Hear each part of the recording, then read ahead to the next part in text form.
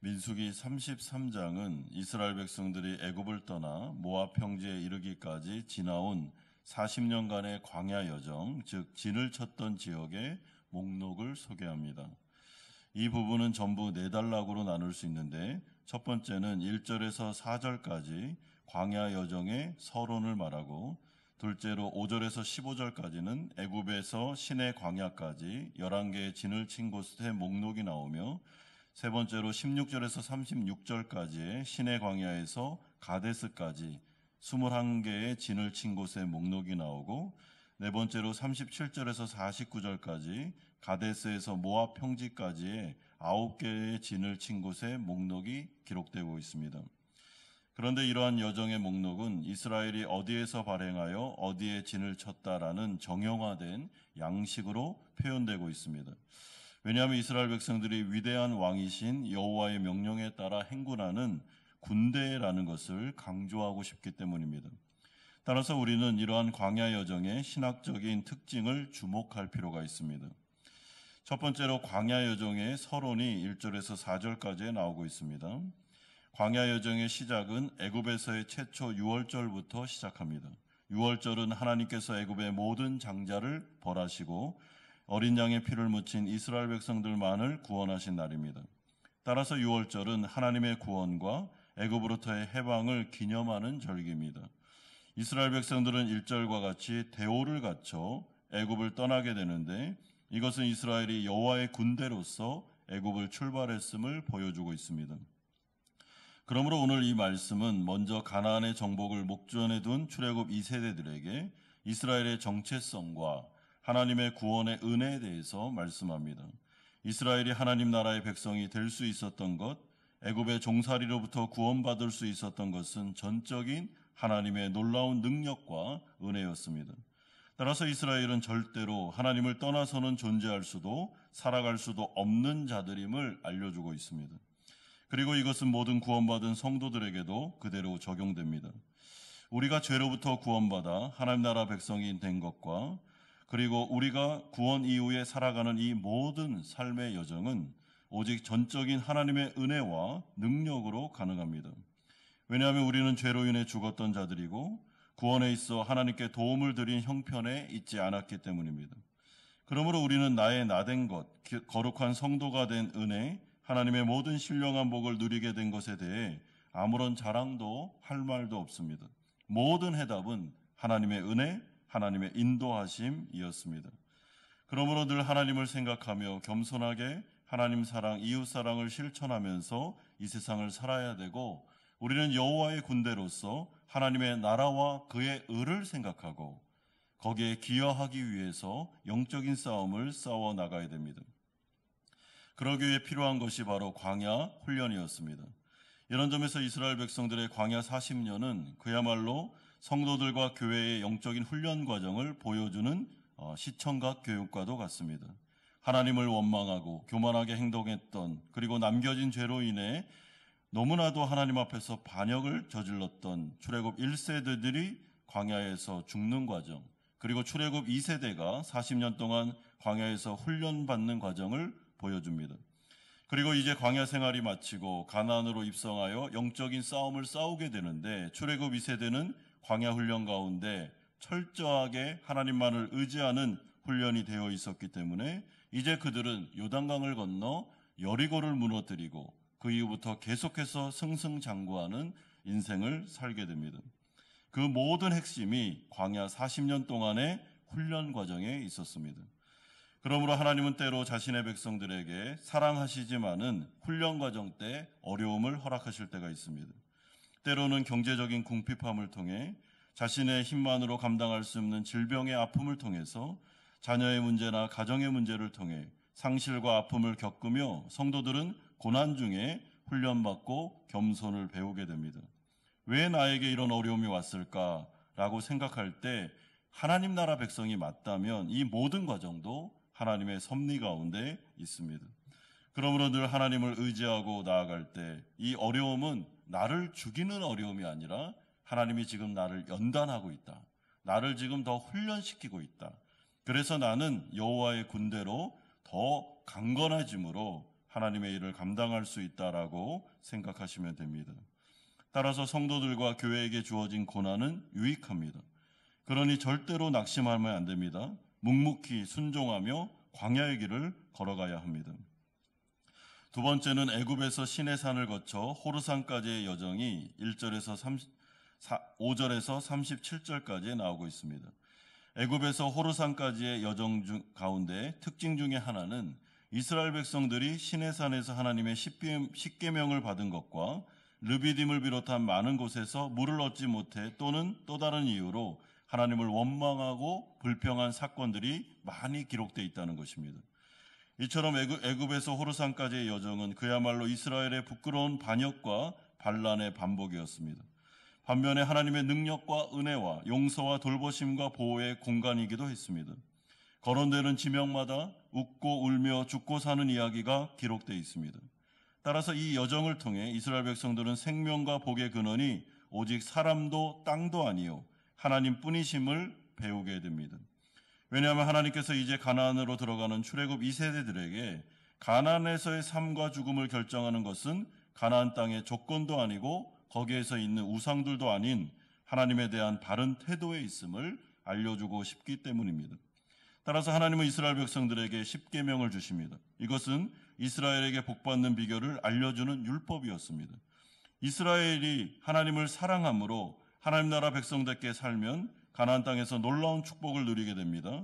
반면에 만약 이스라엘이 자신들의 거룩한 정체성을 잃어버리고 가나안 땅에서 우상을 숭배하고 신앙생활하지 않고 가나안의 죄된 문화와 동화되면 이들은 저주를 받게 됩니다.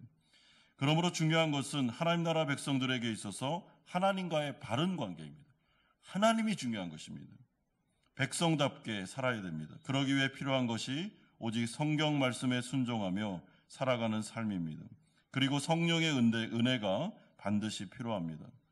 성도들 안에도 여전히 남겨진 죄가 있으며 이 세상은 너무나도 악하기 때문에 그렇습니다.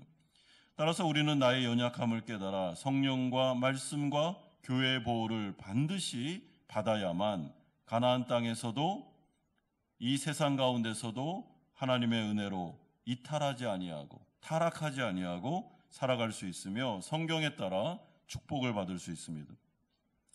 이런 점에서 교회 시대, 우리가 살아가는 이 성령의 시대에는 하나님께서 교회를 허락하시고 그 가운데 은혜라는 수단을 많이 허락해 주심으로 성도들을 지키고 안전하게 보호하십니다. 나 혼자 신앙생활하면서 내가 나의 영혼을 지킬 수 있다? 불가능합니다. 만약에 그게 맞다면 하나님이 교회를 허락하지 않았을 것입니다. 교회에서 드리는 예배, 회개, 말씀, 기도, 성례, 공동체 모임, 나눔, 이 모든 것들은 하나님께서 성도들을 유익하기 위해서 주신 것입니다. 여러분, 죄는 굉장히 강력하고 세상의 유혹은 우리의 힘으로 못 이깁니다. 사탄의 역사 역시 성령의 은혜가 아니면 이길 수 없는 것입니다. 그래서 하나님은 영적인 아버지 되시고 또한 영적인 어머니라고 말했던 칼빈의 말처럼 교회를 허락하심으로 성도들을 안전하게 지키고 보호하십니다. 그러므로 우리는 교회 가운데 교회 생활을 통해서 예배와 그 은혜 수단을 통해 하나님 앞에 기도하고 능력을 구하고 은혜를 구하고 또한 변화되고 정체성을 다시 계속해서 매주마다 회복해 감으로 이 땅 가운데 변질되지 아니하고 하나님을 의지해서 나아갈 때 하나님께서 우리의 인생을 지키고 보호해 주십니다. 마지막 세 번째로 호르산에서 모압 평지까지의 여정이 16절에서 49절까지 나오고 있습니다. 이 부분에서의 중요한 특징 중에 하나는 대제사장 아론이 여호와의 명령에 따라 호르산에서 죽었다는 사실입니다. 이날은 출애굽한 이후에 40년째 되는 5월 초 하루였습니다. 아론은 83세 때에 이스라엘과 함께 출애굽하여 40년이 지난 지금 123세에 죽었습니다. 이때 아론의 죽음의 이야기를 길게 설명하는 이유는 아론의 죽음이 출애굽 세대의 종언을 고하는 일종의 문학적인 장치이기 때문입니다. 또한 새로운 출애굽 2세대가 아랏 왕으로부터 큰 승리를 거둔 이야기도 이 부분에 나오는데 그 이유는 이제 출애굽의 옛 세대는 물러가고 새로운 시대가 도래했음을 알려주고 싶기 때문입니다. 즉 이제 이스라엘의 가나안 정복 전쟁이 임박했음을 말씀해 주고 있습니다. 이런 점에서 광야 40년의 기간은 정말로 많은 일들이 있었습니다. 그러나 하나님은 늘 언제나 함께 하셨습니다. 오직 하나님의 계획만이 이루어졌습니다. 이스라엘 백성들이 광야에서 40년 동안 지내면서 이들이 다 죽는 것 아니가? 굶어 죽는 것 아니야?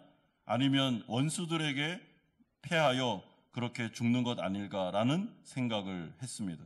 그러나 40년 동안 그것도 물도 없고 양식도 없고 아무것도 없는 그곳에서 무려 엄청난 백성들이 40년 동안 살아남았습니다. 웃고 울고 어렵고 힘든 일들이 한두 번이 아니었습니다. 이들은 하나님을 원망하며 반항했으며 또한 하나님 앞에서 우상숭배를 저질렀던 사람들입니다. 그럼에도 불구하고 하나님은 끝까지 40년 동안 이스라엘 백성들을 지키고 보호하심으로 그들이 갔던 모든 영역 속에서, 지역 속에서 하나님이 늘 함께 해주심으로 말미암아 이들의 마지막 숫자가 전혀 변동함 없이 거의 똑같을 정도로 하나님은 지키고 보호해 주셨다라는 것이 이 민수기 33장에 나오는 이 지역들에 대한 목록을 잘 설명해 주면서 내리는 결론입니다.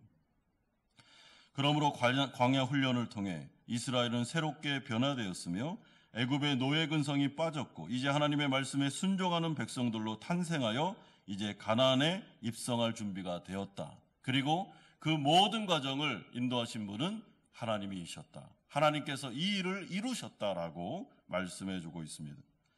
그러므로 이 세상에서의 성도의 여정, 교회의 여정도 동일합니다. 사랑하는 성도 여러분, 우리 안에 여전히 남겨진 죄가 있습니다. 때로 하나님의 마음을 아프게 해드린 죄를 짓거나 불만과 불평, 그리고 하나님을 떠나고 싶은 반항과 반역을 저지를 때도 있습니다. 구원받아 거듭났음에도 불구하고 하나님의 말씀에 순종하지 않을 때도 있습니다. 우리의 인생 가운데 고난이 점철되어 있습니다. 많은 일들, 웃고 울었던 일들이 우리의 인생 여정 속에 있습니다. 교회도 마찬가지입니다. 교회가 세워져서 교회가 진행되는 과정 속에 어려움도 있고 즐거운 일도 있고 수많은 일들이 그 교회 여정 속에 있습니다. 그러나 하나님 나라 백성들에게 주어지는 결론은 딱 하나밖에 없습니다. 하나님은 승리하셨다. 하나님 우리에게 은혜를 주시고 우리의 인생 여정을 지키고 보호하심으로 모든 고난을 훈련으로 삼아 연단시키고 하나님 나라 백성 군대로 삼으셔서 하나님은 하나님의 나라를 이루어 가실 것이다. 그리고 그 나라는 완성되며 승리하게 될 것이다 라고 결론을 내려주고 있습니다. 그러므로 성도들의 인생과 교회의 인생은 여러분 결론이 이미 나 있습니다. 승리가 우리의 인생의 결론입니다. 그 과정은 우여곡절이 많습니다. 그래도 하나님은 사탄 권세를 물리치시고 죄를 정복하시며 이 세상의 유혹을 이기시고 사랑하는 성도들을 견인하여 완성된 하나님의 나라로 인도하실 것이고 말씀을 붙잡고 성령을 의지하며 기도에 헌신하는 교회는 반드시 이 세상 가운데 빛과 소금의 역할을 감당하게 될 것이다. 이것이 바로 민수기 33장의 결론입니다. 그러므로 우리의 마음속에 패배의식을 지워버리고 나의 결론은 승리다. 하나님은 이 모든 과정을 합력해서 선을 이루어 주실 것이다. 그리고 하나님은 영광 받으실 것이다 라고 기대하는 마음으로 여러분 하루하루를 사셔야 됩니다. 하나님 앞에 나와 기도하십시오. 승리하신 그리스도의 이름으로 기도하십시다. 그리고 우리의 있는 모든 어려움과 아픔을 하나님께 맡겨드리시고 하나님께서 이것도 합력해서 선을 이루어 주실 것이다 라는 믿음을 가지고 오늘 하루도 기도함으로 승리하시는 성도님들 다 되시기를 주 예수 그리스도의 이름으로 축원드립니다.